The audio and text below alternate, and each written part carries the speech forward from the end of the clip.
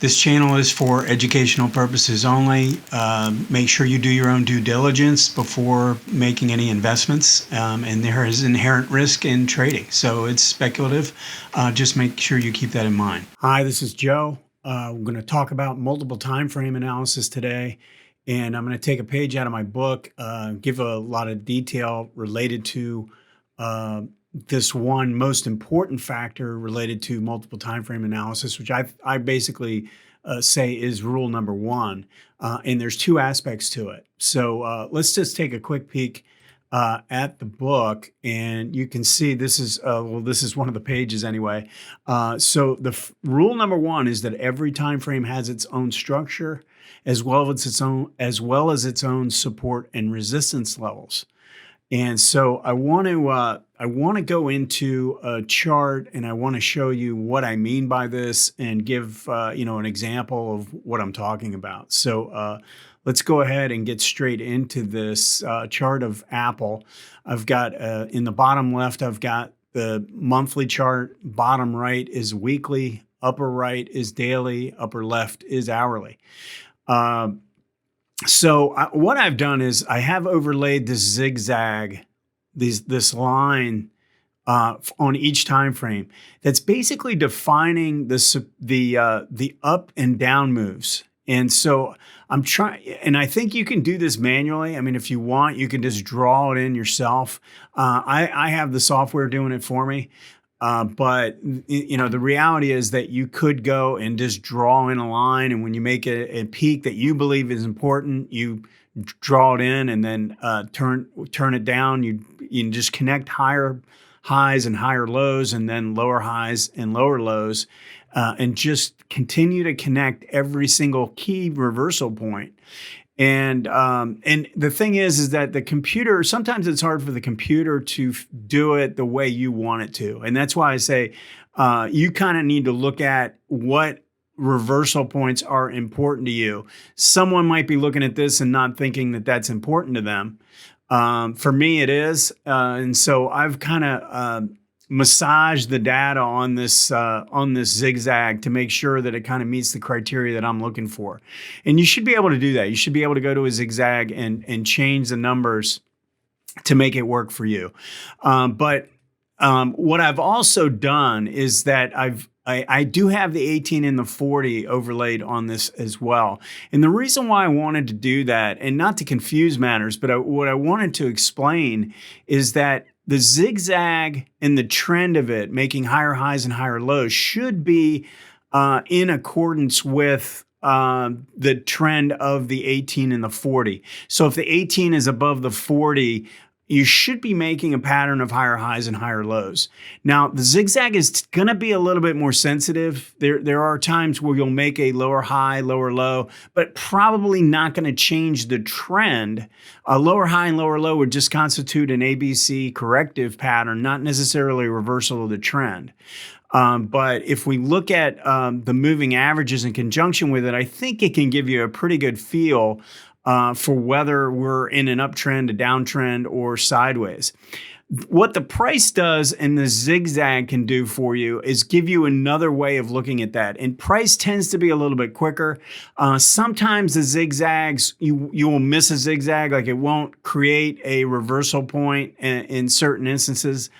But I think it gives you a really good flavor for the overall price structure. And, price structure, I think it is important to understand that for me, price structure means a pattern of higher highs and higher lows, or lower lows and lower highs. And then is price reversing, or are you changing the trend? That is the price structure. And obviously, when we talk about that, we are talking about price and price only.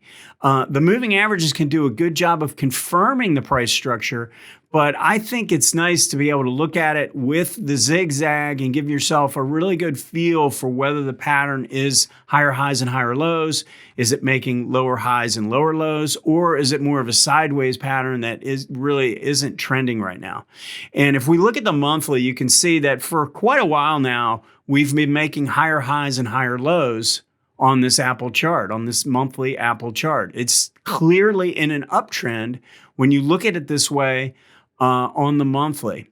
Now, it doesn't tell you whether you overbought or oversold, but it's giving you, and it doesn't tell you the quality of the trend necessarily. I mean, do want to look at the momentum characteristics for that. But in terms of defining the trend, the zigzag does an excellent job of making it, pretty objective. If we go to the weekly chart, we can see that we really are in an uptrend here as well. Now, the 18 crossed above the 40 here in June of 2019 and has been above it since then. The zigzags, we've seen some deep pullbacks and some really minor ones, but we've been making higher lows the whole time. We had one time where we had an inside swing where we made a lower high and then a higher low, and then we got right back out and made another high here and back to a new high. So on this time frame, I would still consider it to be in an uptrend based on the swings. If we go to the daily chart, we're now looking at a weekly where we're making lower highs and lower lows, and you can see the 18 is below the 40, and both lines are declining. So I would consider the daily chart to be in a downtrend. And then if we go to the hourly, we can see that just recently, so this is the type of time frame that you're going to get a lot of signals in and reversal patterns.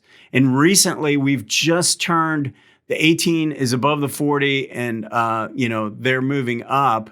And you notice what's taken place is the zigzag has made a higher high, and then a higher low, and then another higher high, and another higher low, and now another higher high. I mean, we have a confirmed uptrend on the hourly.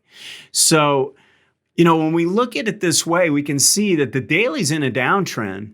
The other three time frames are up. I mean, the weekly is more of it's not a great trend. It's based on the way things have played out. It's not clearly making higher highs and higher lows like we're seeing on a monthly chart or most recently on an hourly.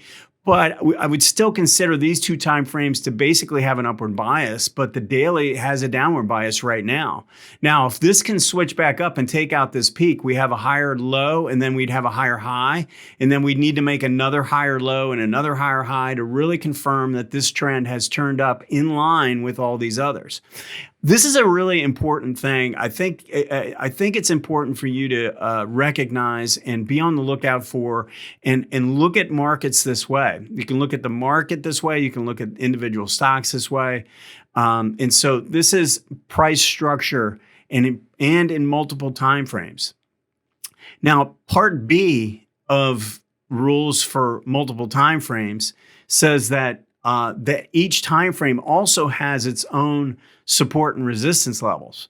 And this is where it gets, I think, a lot more interesting. So if I look at this monthly chart and I'm making higher highs and higher lows, I can see that this was a reversal point here around 82, 83. And so I can come in and I can draw in a horizontal line at that level. And I know that that's a very important level on the monthly chart.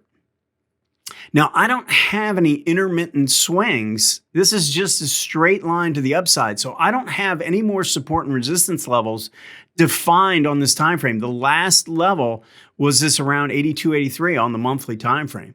If we go to the weekly, we've had more movement and more sideways action. And you can see that we've got a bottom here, a peak up here. Let's just make that line up a little bit better. So there's a peak, there's a bottom, here's another peak, here's another bottom, here's another peak. And so all of a sudden we can start to put in a lot more support and resistance levels because we've had these reversal points.